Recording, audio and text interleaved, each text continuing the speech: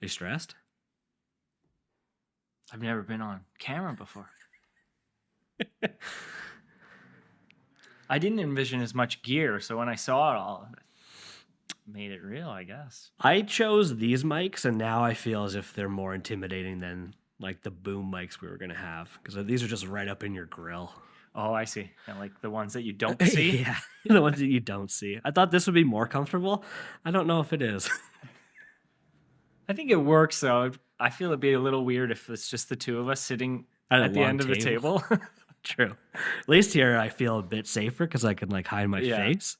It's very comfortable. Here it's a bit too, it's too revealing. Yeah. Get in behind there. Yeah. Just hide. When's Michelle due? The 23rd. Couple of weeks. 3 weeks. So the Friday after Family Day? Thursday. Yeah. Thursday? Mm-hmm. That's exciting. Yeah. Are you ready? Yeah. We blew up the pool last night because we're going to do it at home, or attempt to. And yeah, I think that's the last thing we need. That's awesome. Yeah. Yeah. We got all the things in order. Place for Griffin to go, which is, you know, there's 3 weekends, and then all the people we rely on have things going on. So we're juggling their schedules. It's a bit weird. But yeah. Is he fired up? I think he's ready. I think there's been so much talk about it that he's like, yeah, okay, let's get it here. Like, let's figure out boy, girl, and get on to the next stage. Yeah. I thought parenting got real when we had our second one. Yeah, I'm a little nervous. You don't realize what it's like having one at the time. Because like you're just in the trenches. And then that second one comes and you're like, oh, this is a much different war. Yeah. That was not a trench. That wasn't even a ditch. Yeah. Yeah, so I've heard the splitting, like we do everything together. We have one dependent, so yeah. I'm a little nervous for that, but we'll make the best of it. Yeah. It'll be good. Is Michelle doing her online course still? Yes, she is. Not pushing it as hard as she has been, just because she's going to take a bit of a leave. So she is, still there. I think she wants to revamp it a bit. I think I've been pushing her to speak with you, but that'll come. I feel like that happens a lot in your relationship. Yeah. A lot of go talk to Matt. Well, you're the expert, so thank you. Yeah. Are we recording this now? I don't know. You tell me. Did you get on camera, Ian, saying that I'm the expert? Did Michelle reach out to me before we met kind of at the gym? Or was that around the same time? I don't know. I don't know if we had connected. I think she found you somehow and then made the connection at the gym. This is our second time meeting in person, isn't it? No, you seem to think we've never met before, but I think we've met. Golf tournament was number 1. Yeah, but at the gym we met. Not in person. I don't think we were ever in the same room together.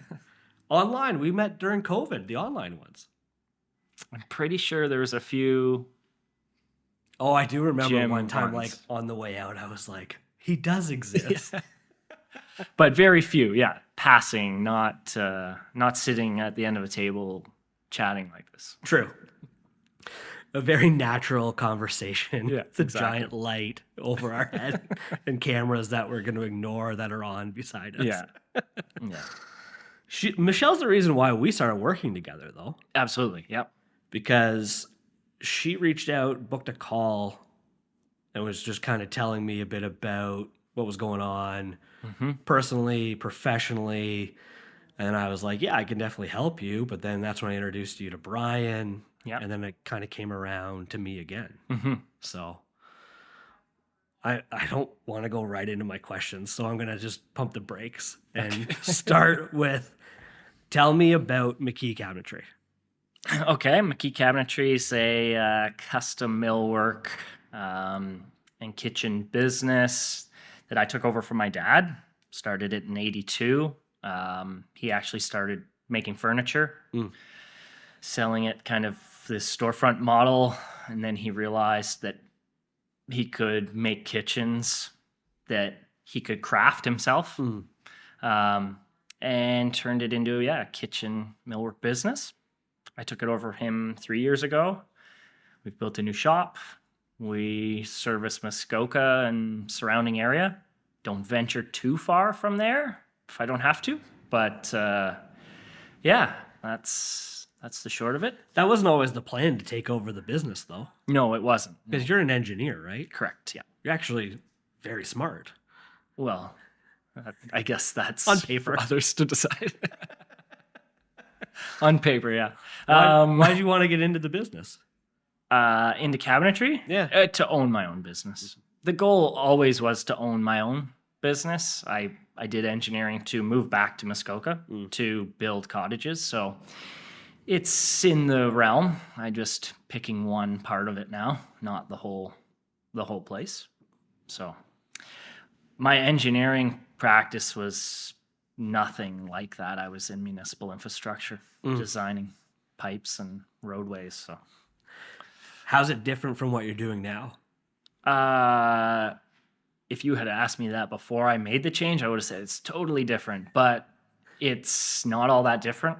A lot of project management, a lot of solving problems and trying to get to the next stage. So I thought I would be a lot more hands-on building stuff, but as the business grows, I've found that project management role a little more prevalent. You wish you were more hands-on? A little more time in the shop would be fun. Yeah. That'd be hard to do, I think. It is, yeah. And I think realizing that it's like not necessarily the true reality of owning the business has been helpful as of late. Yeah. Yeah. Expectations are good. And kind of understanding you're not special and you're not unique. And like business owners are all dealing with the same stuff.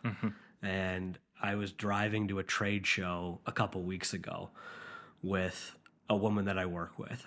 And I invited her to like the mastermind group and this and some other things. And she was like, I just don't think I can relate to the other business owners, and telling her own story. And it's like, it's similar to yours, without getting into every detail of both stories. But I was like, not to be rude, but like, you're not special. You're not unique. Like the conversation you're telling me, the same one I have with almost every business owner. Like we all have the same problems and the same issues.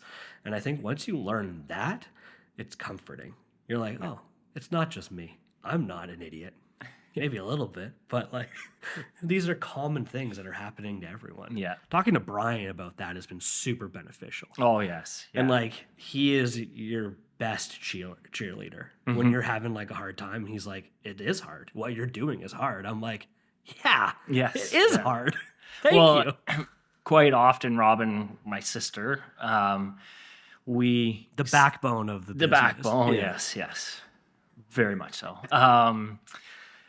We say we need a convo with Brian, like just to calm our nerves and tell us that it's okay and everyone goes through this and give us a nudge in the right direction. And yeah, very often we say that.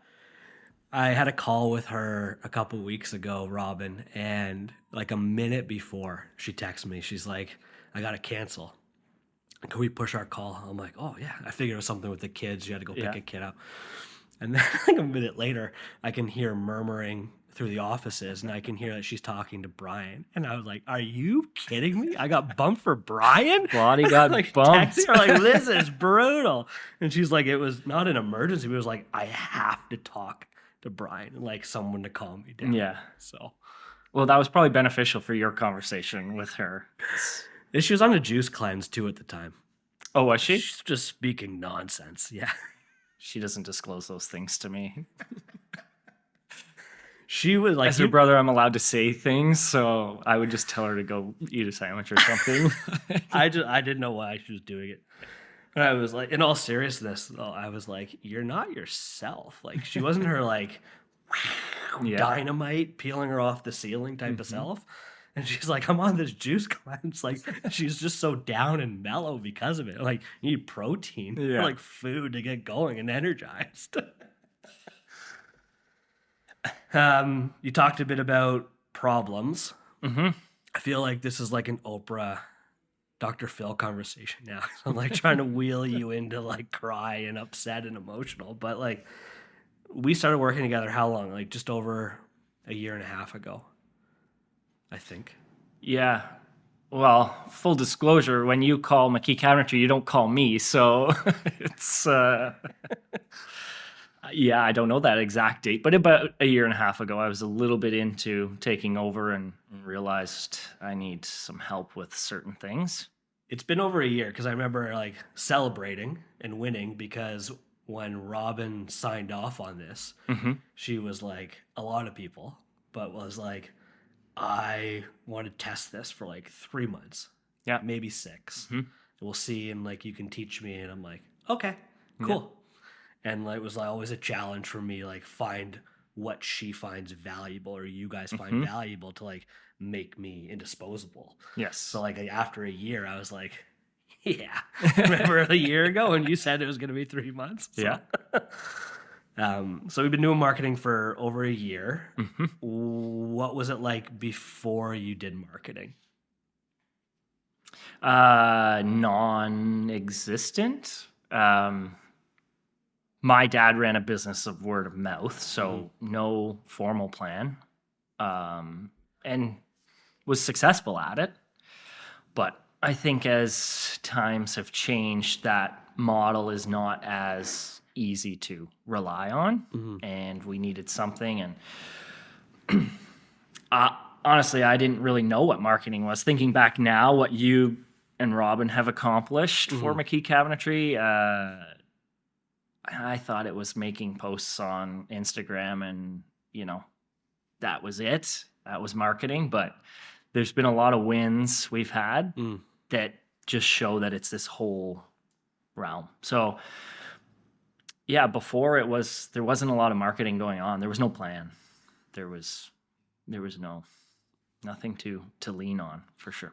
And I remember now Robin called about social media and it was posts. Yeah. And it was around the time when I wasn't just transactionally dealing with things anymore. Well, someone used to call and be like, I want to do social media. And I'm like, cool, here's how much it is. Let's go. Okay. And Robin was like, I want to do social media. And I was like, why? Like, pump the brakes. I was like, we can do social media. It's an important part of everything that we do. Rarely do I meet somebody with an unlimited budget, though. I always joke, like, maybe today is the day. It was not the day, but I was like, we need a plan and figure out, like, does it make sense to do social media? And then I also remember it was at the time, too, when I was dealing with, like, the smaller type of even business model, too. Yeah. Where I was like, let's just start small and do this. And I remember talking to her, I'm like, no, she needs and wants me. She wants conversation. We call it spin cycle now. Like, she's good at that. Just talks and she needs that, and like that's important though, and like she just needs that person to like bounce ideas off of business wise and all that kind of stuff. Well, I think that's what we like the most about working with you is it's not just you don't just get column A for X number of dollars and that's it. You take the time to dive in, understand what we want and need and how that fits our whole picture, and then sometimes a lot of the times I find it challenging because it's not a linear relationship. You do this and we get this out of it. We've seen some of these things later and been like, that's solely what Matt has done for us. Have those come to fruition? No, but it's on some of them. But it's directly a result of your plan and your efforts, and we wouldn't have done those things on our own. So having you support us and guide us and let us put all that stuff on the table and then honestly tell us like how dumb it is or how smart it is huge for us. Huge for us. Cool. What are some of those wins then? So one that didn't work out was we got a phone call from a lady who owns a very large fish aquarium store across Canada, and they needed stands, like cabinet stands for their tanks. They they needed huge volume and they wanted a custom piece, and we couldn't quite make the numbers work with them, but we started thinking, why did we get this call? And it was all the little things that we had put in place. So she first saw our trailer driving by near her cottage. She has a very nice cottage. We met there. And so she saw the name. She Googled it, was found on Google. The number was there, part of the plan. She picked up the phone, and we were meeting a couple days later. So all the little pieces that you put in place to make sure that we could be found when someone just saw our name or heard of us, they all worked. And we got a huge opportunity. It was too big for us at the time, but they called us. They didn't call the next guy. So yeah, that was a big win. That was the one that made marketing click for me, I think, because I always wanted to, okay, Matt's doing this.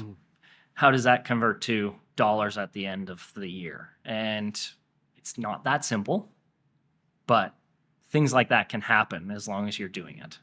If you're not doing it, they don't happen. You'll get the person that says, I saw their truck or that person saw the truck and that's why they got the business or the opportunity. Just because someone sees the truck, just because someone sees the billboard, doesn't mean that they're going to find you. Doesn't mean that they're going to reach out. Doesn't mean that they're going to call you. There's all those steps along the way. Just because they remembered McKee Cabinetree doesn't mean that you're going to be found for it. People take that for granted, that you're going to be found for your name. That's not true. They might not have even searched for McKee Cabinetry. They might not even have searched for it the right way. They may have searched for custom fish tank holder woodworking company or whatever, right? We don't know. So I think people take that for granted that, well, like that business was going to happen anyways. Or that person would probably like that this whole conversation was a fail because you didn't get the business. Like, no, like we did what we set out to do, to create that opportunity for you. So whether it's small scale with her now or later or word of mouth or whatever, like that worked. That was a win, which is cool. Yes. It's cool that you can see that that was a win. It wasn't just, oh, well, yeah, it didn't work out, so it was a fail. But yeah, that was a big one. That was the one that really made it click for me. Nice. And then we've had other similar ones, being found just through, internet searches, which wouldn't have happened before we started working with you. Yeah. There was a website in the bowels of the internet somewhere. I think Robin put it together years ago, but it was all ideas that my dad just had, like put a picture of this and do this. There's no logic, research, or history of success behind why you do certain things. Yeah, I wouldn't lay a website out the way you have, but you've told us and guided us that that's how it works and how it's going to support our business. So when you took over your business, the family business, without marketing, how did that make you feel? Well, it was a big risk just to take it on. I never did cabinetry growing up. My dad actually encouraged me, told me to work for other people growing up. He didn't want to have me work for him. So I did stuff in the shop. The shop was right beside the house, but I didn't know anything about cabinetry in terms of all the little details. So yeah, it was scary. I was diving into a whole new world outside of marketing, let alone marketing. So yeah, it was scary. Now that you have a plan and are doing marketing, can you describe how you feel? I feel much more confident that successes in terms of the business are possible. I feel like there's less work in my mind going on. What do I have to do? What's going to make next month click? Because there's other people who are the professionals doing it. So there's an ease to that, confidence. Feeling a lot better about marketing in comparison. Good. I know I work a lot more with Robin, but what's it like working with me? It's enjoyable, very much so. Yeah. I think that you're very good at building relationships, and that results in trust. So trust is a big part of everything, right? So, yeah, we enjoy working with you, and I think you project things in a certain way that allows us to keep moving forward, and then there's also the wins that follow that along. So that just builds that trust further. Cool. That was easy. Yeah. I think I'm good. Thanks for doing this. You want to talk about anything else? I don't know. There's no other marketing questions? No. I didn't want to sit and be like, talk about all the amazing things about me, because we'd have to stop eventually, and I wouldn't want to have to stop you. But I want it to be more about, like, how did you feel before? What's it feel like now? I got what I need. Yeah. So There's definitely a change in my attitude towards marketing. I was thinking about that on the way down here. So I did have a long drive to get here for this meeting. I didn't even have a clue, I don't think, what it was. yeah. It was so above me or what I wanted to think about. And you hear so many just wrong things about marketing and myths, and we're taught from like our parents and previous business owners like what marketing was and how it works now or whatever. And I think the problem too is every marketer is going to have a different approach to stuff. Oh, yeah. And every marketer is going to have a different way of doing it. I always say, like, if you ask 10 marketers about getting found on Google, they're going to give you 10 different opinions, which is frightening. It's really scary. And I still, after like 5 years of doing this on my own, I don't know how to explain that to people. And like beyond like just the month to month, we'll work together. We'll have these conversations. My goal is to build trust with you. And hopefully that continues on. So I think that's a big part of your success is that you are personable. You can build that trust early on to say, let me prove it to you. And then you continue on and you do prove it to you. And we had one just last Friday that I thought about on the way down here as a marketing win. And you were solving a problem for us that you weren't even intending to solve. So we're getting a little behind on scheduling. So I was thinking about hiring a third-party installer, and Friday morning, a third-party installer called me. So they're looking for work. They found us. They knew that we did what they could install, and they called me. So your efforts solved the problem without you even knowing you were solving problems for me, which is like really cool to think about. That all these efforts they're now solving problems in the background. Yeah. Without all of our direct efforts. That is cool. It goes to getting found on Google. Yes. Yeah. Where I tell people there's a misconception out there that just because we start getting found on Google with SEO and search engine optimization doesn't mean like people are going to you're not going to get business right away. Right. And that's not going to convince them to reach out to you. It's not going to convince them to even search for you. Our job is to make sure that we're found for however they're searching. And we don't know what that is. So it could have been like custom cabinetry maker hiring. Right. In that case. Or just like, hey, I'm a custom cabinetry maker and I'm searching for a company that does that locally. They found us. And then I always think, too, from a recruitment perspective, how positive it looks with your website looking absolutely professional. I hate the word professional because it's like the bare minimum of what we should be presenting to people. But like, imagine they see your website versus Doug's Cabinetry down the road, and Doug's got his like a granulated, brutal photo and a phone number that's not clickable or something, right? And then he sees your website and it's like, these people are clearly putting the time in, investing resources to maintain business, grow business. They're going to be around a lot longer than Doug's Cabinetry. So like, I think that stuff's always really powerful too. Yep. So absolutely. the website that existed before was, it's like pictures of Muskoka, but that doesn't tell people things without words, right? Like you can't look at it and say, this is what they do, or even have an idea. Do they build cottages or do they build boathouses? Like, what's that picture of the lake for? So, yeah, it's all strategic and it all works and represents us well. This was easy. Yeah. I thought it was going to be like pulling teeth. No, not when it comes to this stuff. I like to give you a hard time, but not when we're in front of the cameras. Yeah, our rivalry started during the gym. Yep. During COVID. Yes. And at the time, I was like, oh, this guy's finishing the same as me. Like, him and I are kind of neck and neck. And I remember I said that to somebody, and they're like, no, they're a lot stronger. That's what I need. But in my head, every time I was like, there's Ian. I got to get that guy.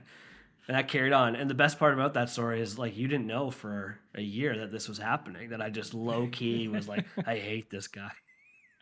I got to get as strong as this guy. Hey, if I helped you get to the gym, it worked. Take the credit. Yeah. Cool. Thanks for doing this. Cool. That was easy. Yeah.